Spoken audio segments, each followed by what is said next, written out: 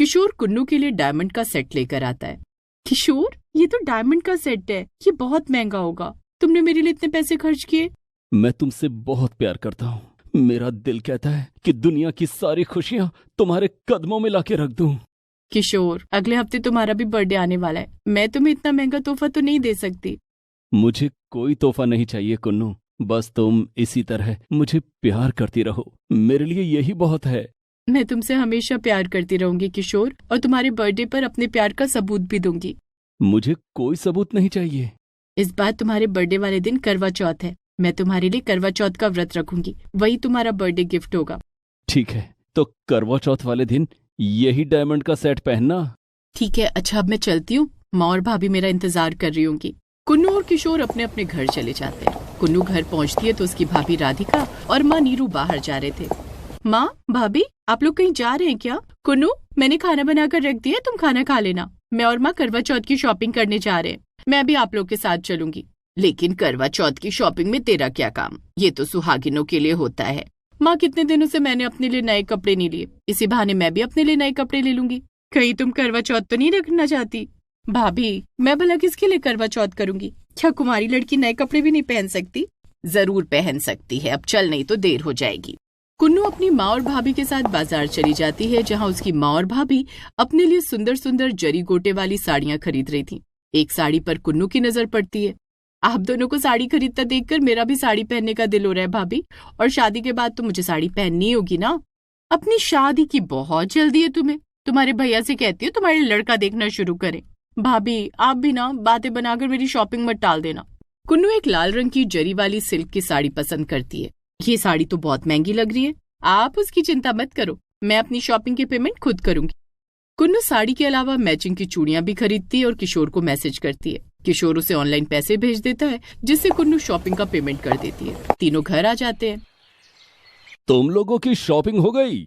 हाँ, हमारी शॉपिंग भी हो गई और कुन्नू की शॉपिंग भी हो गई। कुन्नू को शॉपिंग करने की क्या जरूरत थी? तुम दोनों तो करवा चौथ की शॉपिंग करने गए थे ना। भैया, उस दिन माँ और भाभी नए कपड़े पहनेंगी, आप और पिताजी भी नए कपड़े पहनेंगे, एक मैं ही पुराने कपड़े पहनूंगी, मुझे बिल्कुल भी अच्छा नहीं लगेगा। अच्छा किया कि तूने भी अपने लिए शॉपिंग कर ली। सभी अपने अपने कमरे में चले जाते हैं। कुन्नू अपने कमरे में जाकर अपनी नई साड़ी और किशोर का दिया हुआ डायमंड सेट अपनी अलमारी में रख रही होती है। तभी राधिका उसके कमरे में आती है। कुन्नू, खाना बन गया है, खाना खाने आ जाओ। आप चलो भाभी, मैं आ रही हूँ। राधिका की नजर डायमंड सेट पर जाती है। कुन्नू, तुम्हें डायमंड सेट किसने दिलवाया? भाभी, वो क्या कुन्नू, तुमने करवा चौथ की शॉपिंग का पेमेंट भी खुद किया, तुम्हारे पास इतने पैसे कहाँ से आए? अभी तो तुम्हारी जॉब भी नहीं लगी, कहीं तुम्हारा कोई बॉयफ्रेंड तो नहीं? नहीं भाभी, मेरा कोई बॉयफ्रेंड नहीं है, और ये डायमंड सेट नहीं बल्कि साधारण सा नग है, मैंने 500 रुपए में खरीदा है। अगर ये साधारण सा सेट है तो ये लो 500 रुपए, और मेरे लिए भी ऐसा ही एक सेट ले आना। राधिका 500 रुपए कुन्नू को देकर चली जाती है। भाभी के लिए 500 रुपए में डायमंड सेट कहाँ से लाऊं? कुन्नू चिंता में पड़ जाती है और इसी चिंता में वो ठीक से खाना भी नहीं खाती है। क्या बात है कुन्नू, तुमने आज एक ही रोटी खाई, एक रोटी और ले लो। नहीं भाभी, मुझे भूख नहीं है आज। कहीं डायमंड सेट गले की फांस तो नहीं बन गई? कैसी बात कर रही हो भाभी, मैं आपको 500 रुपए में वैसा ही सेट ला कर दूंगी। खाना खाकर कुन्नू अपने कमरे में चली जाती है और मन ही मन सोचती है, कहीं भाभी को मुझ पर शक तो नहीं हो गया। वो किशोर को फोन करके सारी बात बताती है। बस इतनी सी बात, तुम चिंता मत करो, मैं तुम्हारी भाभी के लिए वैसा ही डायमंड सेट ला दूंगा। लेकिन किशोर, वो तो बहुत महंगा होगा ना? कुन्नू, मैंने कहा था ना, मैं तुमसे बहुत प्यार करता हूँ और तुम्हारे लिए कुछ भी कर सकता हूँ। दूसरे दिन किशोर कुन्नू को मिलने के लिए बुलाता है और उसे वैसा ही डायमंड सेट ला कर देता है। कुन्नू घर आकर वो डायमंड सेट राधिका को दे देती है। Thank you Kunnu. जैसे जैसे करवा चौथ का दिन नजदीक आ रहा था, राधिका और नीरू लगातार खरीदारी कर रही थी। पूजा का सारा सामान घर में आ चुका था। कुन्नू किशोर को फोन करती है। किशोर, माँ और भाभी ने पूजा का सारा सामान खरीद लिया है, लेकिन मैं पूजा का सामान कैसे खरीदूं? भाभी को पहले ही मुझ पर शक हो गया है, अगर मैंने पूजा का सामान खरीदा तो उनका शक यकीन में बदल जाएगा। तुम चिंता मत करो, तुम बस तैयार होकर छत पर आ जाना, मैं सारा सामान लेकर तुम्हारे घर की छत पर आ जाऊंगा। ठीक है किशोर। दूसरे दिन राधिका रात का खाना दोपहर में ही बनाने लगती है। भाभी, अभी तो हम सबने खाना खाया, फिर आप किसके लिए इतना खाना बना रही हो? अभी मेहंदी लगाने वाली आ रही है, मैं और माँ जी अपने अपने हाथों में मेहंदी लगवाएंगे, इसीलिए मैं रात का खाना अभी बना रही हूँ। भाभी, मैं भी अपने हाथों में मेहंदी लगवाऊंगी। तुम किसके नाम की मेहंदी लगवाओगी? अपने नाम की मेहंदी लगवाऊंगी भाभी। आप देखना, मैं अपने हाथों में अपना नाम लिखवाऊंगी। थोड़ी देर में मेहंदी वाली आ जाती है। राधिका और नीरू अपने अपने हाथों में मेहंदी लगवाती हैं, जिसके बाद कुन्नू भी अपने हाथों में मेहंदी लगवाती है, जिसमें वो किशोर के नाम का पहला अक्षर के लिखवाती है। देखो भाभी, मैंने कहा था ना मैं अपने नाम की मेहंदी लगवाऊंगी। मैंने अपने हाथ में अपने नाम का पहला अक्षर लिखवाया है। ये भी तो हो सकता है कि तुम्हारे बॉयफ्रेंड का नाम क अक्षर से हो। भाभी, मेरा कोई बॉयफ्रेंड नहीं है। मैं तो मजाक कर रही थी, तुम सीरियस क्यों हो गई? अगले दिन करवा चौथ का व्रत था। कुन्नू ने सुबह से ही व्रत रखा हुआ था। वो फोन पर किशोर से बातें कर रही थी। जान, मैंने तुम्हारे लिए करवा चौथ का व्रत रखा है। रात को सही समय पर आकर मेरा व्रत खुलवा देना। तुम चिंता मत करो, मैं बिल्कुल सही समय पर आ जाऊंगा। लेकिन किसी ने तुम्हें देख लिया तो? मुझे कोई नहीं देखेगा। अपनी भाभी और माँ के आने से पहले ही तुम छत पर आ जाना। ठीक है। कुन्नू फोन पर बातें कर रही थी, इधर उसके पिता और भाई नाश्ता कर रहे थे। कुन्नू कहाँ है? उसे नाश्ता नहीं दिया? उसका नाश्ता टेबल पर लगा दिया, लेकिन वो अभी तक अपने कमरे से बाहर ही नहीं आई है। कमाल है, रोज तो वो सबसे पहले नाश्ते की टेबल पर आकर बैठ जाती थी। तभी वहाँ कुन्नू आती है। कुन्नू, नाश्ता कर ले। आज तेरी भाभी ने तेरा मनपसंद चिली पनीर और नूडल्स बनाए हैं। भैया, आज से मैं डाइट पर हूँ, मैं ये सब नहीं खाऊंगी। तुमने डाइट कब से शुरू कर दिया? भाभी, जब से कॉलेज छूटा है मेरा कहीं आना जाना हो नहीं रहा है। घर बैठे बैठे मेरा वजन बहुत बढ़ गया है, इसीलिए मैंने आज से डाइट शुरू कर दिया। डाइट का बहाना बनाकर कुन्नू खाने से तो बच जाती है, लेकिन असली अग्नि परीक्षा तो रात में होनी थी। शाम को नीरू और राधिका दुल्हन की तरह तैयार होती हैं। राधिका कुन्नू का लाया हुआ डायमंड सेट पहनती है। कुन्नू कहीं दिखाई नहीं दे रही है। माँ जी, वो अपने कमरे में होगी। कुन्नू अपने कमरे में दुल्हन की तरह तैयार होती है और अपने कमरे में ही करवा चौथ के व्रत की कथा पढ़ती है। हे करवा माता, कुंवारी होने के कारण मैं सुहागिनों के साथ मिलकर करवा चौथ नहीं मना सकती, इसीलिए विधि विधान से आपकी पूजा नहीं कर सकी। इसके लिए मुझे क्षमा करना और मेरे किशोर को मेरा जीवन साथी बना देना। व्रत कथा पढ़ने के बाद कुन्नू अपने कमरे से बाहर आती है तो देखती है कि उसकी माँ और भाभी अभी पूजा कर रही हैं। वो चुपके से छत पर जाती है जहाँ किशोर उसका इंतजार कर रहा था। वो पूजा का सारा सामान लेकर आया था। कुन्नू चांद देखकर किशोर के हाथ से पानी पी रही थी। तभी घर के सारे लोग वहाँ आ जाते हैं। कुन्नू, ये सब क्या है? ये लड़का कौन है? माँ, ये किशोर है। मैं किशोर से बहुत प्यार करती हूँ। ये कौन है? कैसा है? तुम ये भी नहीं जानती होगी और प्यार के दावे कर रही हो? अपने प्यार के जाल में फंसाकर ये लड़का तुम्हें बेवकूफ बना रहा है। नहीं भैया, मैं कुन्नू से बहुत प्यार करता हूँ। गौरव जी, किशोर सच कह रहा है। ये कुन्नू से बहुत प्यार करता है, तभी तो इसने कुन्नू की बात रखने के लिए मेरे लिए इतना महंगा डायमंड सेट ला कर दिया है। भाभी, आपको कैसे पता? ये सेट देखते ही मैं समझ गई थी कि ये कोई साधारण नग नहीं है। राधिका घर वालों को समझाती है, जिसके बाद कुन्नू के घर वाले किशोर और कुन्नू के प्यार को एक्सेप्ट कर लेते हैं। थैंक यू भाभी। सारिका बचपन से ही गंजी थी। उसके माता पिता को एक ही चिंता सता रही थी कि उससे शादी कौन करेगा। लेकिन कहते हैं ना, भगवान सबकी जोड़ी बनाकर भेजते हैं। सारिका को भी पति के रूप में निहार मिल जाता है। गंजी सारिका ने ससुराल में अपना पहला करवा चौथ कैसे मनाया, चलिए देखते हैं। कानपुर की रहने वाली सारिका का जन्म हुआ तो उसके सिर पर बाल नहीं थे, लेकिन कुछ समय बाद भी उसके सिर पर बाल नहीं आए। सारिका के बाबा, कहीं हमारी बेटी गंजी तो नहीं?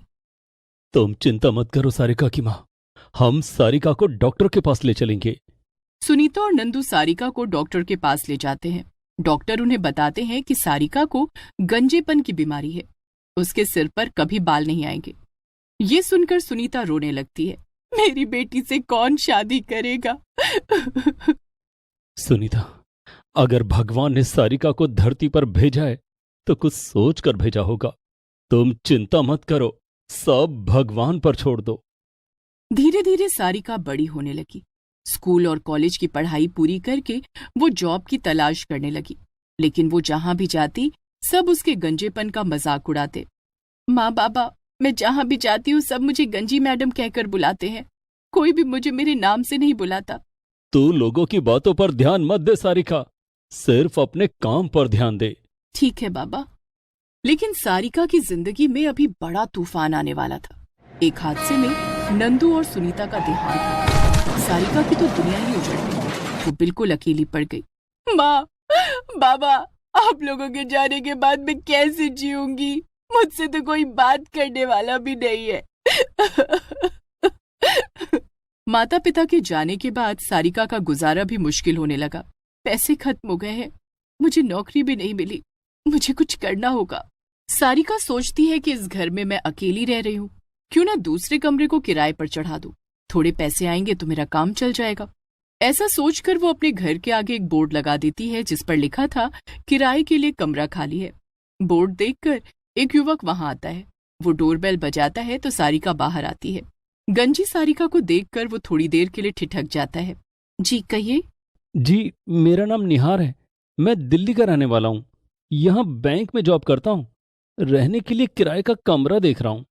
आपके घर में ये बोर्ड देखा तो चलाया। यह किराए के लिए कमरा खाली है ना? जी, आइए मैं आपको कमरा दिखा देती हूँ। सारिका निहार को कमरा दिखाती है। कमरा तो अच्छा है, क्या यहाँ खाना भी मिलेगा? नहीं, खाना आपको खुद बनाना होगा। ठीक है, मैं कल ही सामान लेकर आता हूँ। ठीक है। 10,000 रुपए किराया और 2 महीने का एडवांस देकर निहार कमरा किराए पर ले लेता है।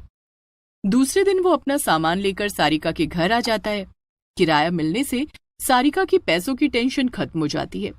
निहार रोज सुबह ऑफिस जाता और शाम को घर आता, लेकिन एक दिन निहार के दोस्त उसे सहारा देकर घर लाते हैं। ये क्या हो गया? आज जब निहार ऑफिस में काम कर रहा था तो अचानक इसकी तबीयत बिगड़ गई, इसलिए हम इसे घर ले आए। निहार के दोस्तों ने उसे बिस्तर पर लिटा दिया और चले गए। सारिका अपने कमरे में आ गई, लेकिन दूसरे दिन निहार ऑफिस नहीं गया। क्या बात है, आज निहार ऑफिस नहीं गया? कमरे से बाहर भी नहीं निकला। जाकर देखती हूँ कहीं उसकी तबीयत ज्यादा तो नहीं बिगड़ गई। सारिका निहार के कमरे में जाती है तो देखती है कि निहार बेहोशी की हालत में बिस्तर पर पड़ा हुआ था। सारिका उसे छूकर देखती है। ओह, इसे तो बहुत तेज बुखार है, जिस कारण ये बेहोश हो गया है। वो उसके चेहरे पर पानी के छींटे मारकर उसे होश में लाने की कोशिश करती है। इसे होश ही नहीं आ रहा है, इसे अस्पताल लेकर जाना होगा। सारिका एम्बुलेंस को फोन करती है और उसे घर के पास वाले अस्पताल के इमरजेंसी वार्ड में लेकर जाती है। डॉक्टर निहार को एडमिट कर लेते हैं। 2 दिन तक निहार अस्पताल में रहता है। निहार की ब्लड टेस्ट रिपोर्ट से पता चला है कि इसे डेंगू हो गया है, जिस वजह से ये बहुत कमजोर हो गए हैं। इन्हें कुछ दिनों तक बेड रेस्ट करना होगा। इनके खाने पीने का खास ख्याल रखना होगा। इन्हें फल, दूध, जूस देते रहना। ठीक है डॉक्टर। 2 दिन के बाद निहार अस्पताल से घर आ जाता है, लेकिन वो इतना कमजोर हो गया था कि चल भी नहीं पा रहा था। ऐसे में सारिका उसका बहुत ख्याल रखती है। निहार, ये लो, तुम्हारे लिए खाना लाई हूँ, खाना खा लो। तुमने खाना क्यों बनाया? मैं खुद बना लेता। अभी तुम्हारी हालत ठीक नहीं है, ऐसे में खाना तुम कैसे बनाओगे? सारिका उसे अपने हाथ से खाना खिलाती है। वो समय समय पर उसे फल, जूस और दूध भी देती। सारिका की देखभाल से निहार जल्दी ठीक हो जाता है। इस बीच दोनों बेहद करीब आ गए। एक दिन, सारिका, तुमने मेरी बहुत सेवा की है, बिल्कुल एक पत्नी की तरह। ऐसा ही ख्याल रखने वाली सारी जिंदगी के लिए मिल जाए तो मेरी जिंदगी ही संवर जाएगी। तुम कहना क्या चाहते हो निहार? यही कि क्या तुम मेरी पत्नी बनोगी? क्या? लेकिन मैं गंजी हूँ, मेरे सिर पर बाल नहीं है। बालों के बिना एक लड़की की सुंदरता खत्म हो जाती है। बाल नहीं है तो क्या हुआ? तुम्हारी सुंदरता पर कोई फर्क नहीं पड़ा है। तुम मन से बहुत सुंदर हो, यही तो असली सुंदरता होती है। तुम एक गंजी लड़की को अपनाना चाहते हो, इससे सुंदर बात और क्या हो सकती है? लेकिन क्या तुम्हारे माता पिता गंजी बहू को स्वीकार कर पाएंगे? जब हम दोनों शादी कर लेंगे तो उन्हें हमारे रिश्ते को स्वीकारना ही पड़ेगा। सारिका और निहार दोनों कोर्ट मैरिज कर लेते हैं। शादी के बाद निहार उसे अपने घर लेकर जाता है। निहार बेटा, कैसा है तू? मैं ठीक हूँ माँ। पिताजी कहाँ हैं? तेरे पिताजी बाजार गए हैं। लेकिन तेरे साथ ये गंजी लड़की कौन है? माँ, ये तुम्हारी बहू सारिका है। क्या? बहू? गंजी बहू को देखते ही कमला का सिर चकरा गया। निहार बेटे, तूने हमसे बिना पूछे शादी कर ली, और वो भी इस गंजी से। तुझे और कोई लड़की नहीं मिली? ऐसा मत कहो माँ, सारिका गंजी है तो क्या हुआ? दिल की बहुत नेक है। निहार ने कमला को बताया कि जब उसे डेंगू हो गया था तो कैसे सारिका ने उसका ख्याल रखा। सारिका की सेवा से ही वो जल्दी ठीक हो पाया। इतने में निहार के पिता ओंकार आ जाते हैं। तुमने बहुत अच्छा किया निहार बेटा, हमें सर्वगुण संपन्न बहू मिल गई, और हमें क्या चाहिए? कमला को गंजी बहू पसंद तो नहीं थी, लेकिन अब कुछ किया नहीं जा सकता था। उसने बुझे मन से सारिका का स्वागत किया। ससुराल आते ही उसने घर का कामकाज संभाल लिया। निहार उसे ससुराल छोड़कर दिल्ली लौट गया था। कुछ ही दिन में करवा चौथ आने वाला था। सारिका बहू, करवा चौथ आने वाला है। मोहल्ले की सारी औरतें इकट्ठा होकर करवा माता की पूजा करती हैं, लेकिन तू करवा चौथ कैसे करेगी? क्यों माँ जी, मैं करवा चौथ क्यों नहीं कर सकती? करवा चौथ के दिन महिलाएं खूब सजती संवरती हैं। तू तो गंजी है, सजेगी संवरेगी तो कैसी लगेगी? माथे पर टीका कैसे पहनेगी? मोहल्ले की औरतें तुझे देखेंगी तो हंसेंगी, मेरी बड़ी बेइज्जती हो जाएगी।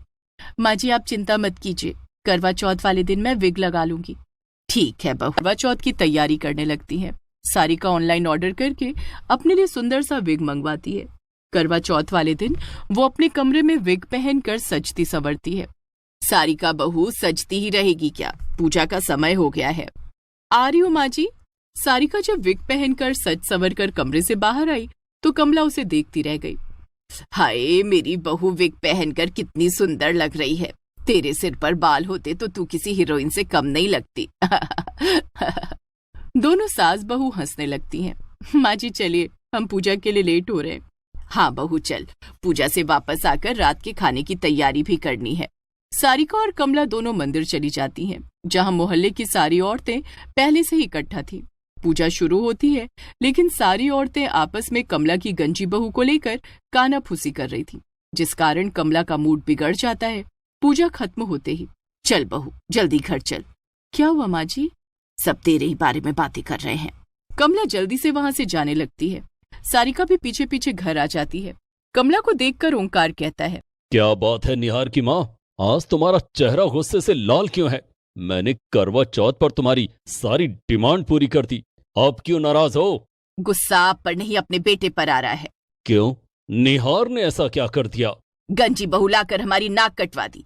आज मोहल्ले की सारी महिलाएं हम पर हंस रही थी। तुम उनकी बातों पर ध्यान क्यों देती हो? तो क्या करूं, बहरी बन जाऊं? कमला गुस्से में अपने कमरे में चली जाती है। कमला का गुस्सा देखकर सारिका की आंखें भर आती हैं। ओंकार सारिका को समझाता है, सारिका बहू, तुझे परेशान होने की कोई जरूरत नहीं है। तेरी सास को मनाना बहुत आसान है। वो कैसे पिताजी? उसे बढ़िया बढ़िया पकवान खिलाकर तू उसे आसानी से मना सकती है। मैं अभी रात के खाने की तैयारी करती हूँ, माँ जी की पसंद के सारे पकवान बनाऊंगी। सारिका रसोई में जाती है और रात का खाना बनाने लगती है। वो कमला की पसंद का सब कुछ जल्दी बनाकर तैयार कर लेती है। रात में जब चांद निकला तब कमला और सारिका पूजा करने छत पर पहुंची। मोहल्ले की महिलाएं भी अपने अपने छत पर अपने पतियों की पूजा कर रही थी। कमला ओंकार की पूजा कर रही थी और सारिका निहार की पूजा करने के लिए उसे वीडियो कॉल करती है। तभी अचानक उसका विग नीचे गिर जाता है। ये देखकर सभी महिलाएं जोर जोर से हंसने लगती हैं और कहने लगती हैं, वो देखो कमला की गंजी बहू, बेचारी का विग गिर गया, बिना बालों के कितनी गंदी लग रही है। महिलाओं की बातें सुनकर ओंकार का ध्यान उनकी ओर चला जाता है और उसका पैर फिसल जाता है। वो छत से नीचे गिरने ही वाला था कि सारिका उसका हाथ पकड़ लेती है। ओंकार छत की मुंडेर को एक हाथ से पकड़े हुए था। सारिका उसका एक हाथ पकड़कर उसे ऊपर की ओर खींच लेती है और उसे गिरने से बचा लेती है। ये देखकर कमला सारिका को गले से लगा लेती है। मुझे माफ कर दे बहू, तेरे गंजेपन के कारण मैंने तुझे बहुत कुछ सुनाया, लेकिन तूने आज मेरे सुहाग की रक्षा की है। तू तो हीरा है, हीरा। Please subscribe this channel.